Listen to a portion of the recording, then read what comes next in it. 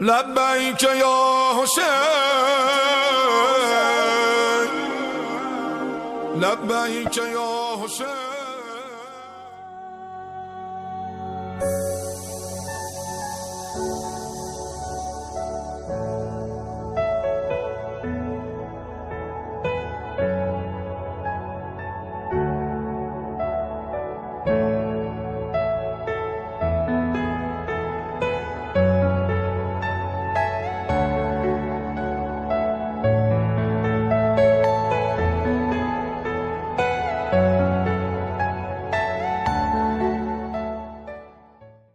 اعوذ باللہ من الشیطان الرجیم. بسم اللہ الرحمن الرحیم. انا للہ و انا الیہ راجعون. مومنین کرام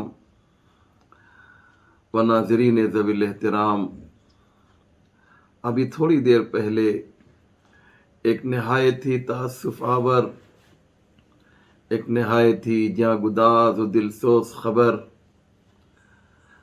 ایران سے آئی ہے کہ عالم تشیع کا ایک عظیم عالم، دنیائے عرفان کی ایک عظیم ہستی، حضرت آیت اللہ علامہ حسن زادہ آملی کا انتقال ہو گیا ہے.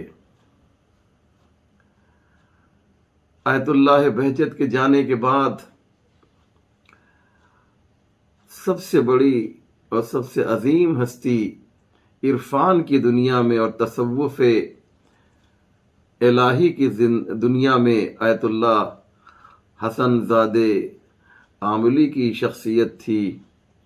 لیکن وا اسفاہ و مصیبتہ کہ امام رضا ہاسپٹل شہر آمل میں آپ کا انتقال پرملال ہوا.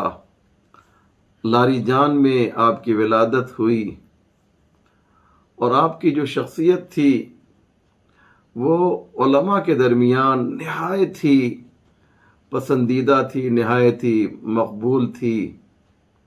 جیسا کہ میں نے عرض کیا کہ عرفان اور تصوف کی دنیا میں آپ اس وقت یونیک اور منفرد تھے، یا یوں کہا جائے کہ اپنا جواب آپ خود ہی تھے.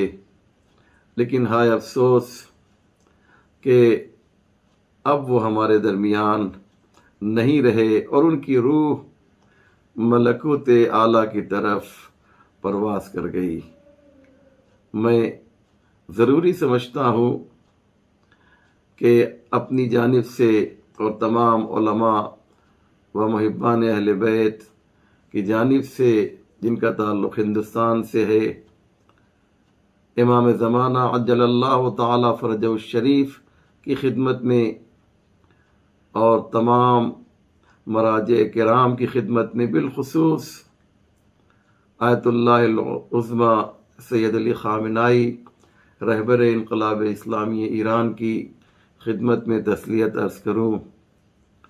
ایک بہت ہی انقلابی شخصیت آپ کی تھی، اور آپ انقلاب اسلامی ایران کے ایک شیدائی تھے، امام خمینی کے چاہنے والے تھے، اور آیت اللہ خامنائی سے بے انتہا محبت کرتے تھے.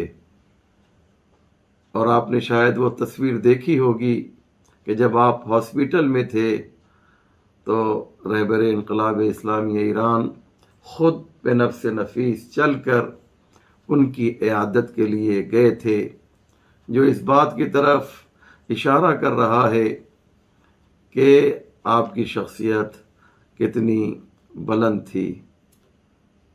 میں دعا کرتا ہوں اللہ سے کہ پروردگار اس عظیم عالم دین کا ایک نعم البدل جلد از جلد فراہم کر، اور ان کے چاہنے والوں کو، بالخصوص ان کے اہل خاندان کو، اس غم کے سہنے کی طاقت و قوت عنایت فرما. والسلام علیکم ورحمۃ اللہ وبرکاتہ. لبیک یا حسین. لبیک یا حسین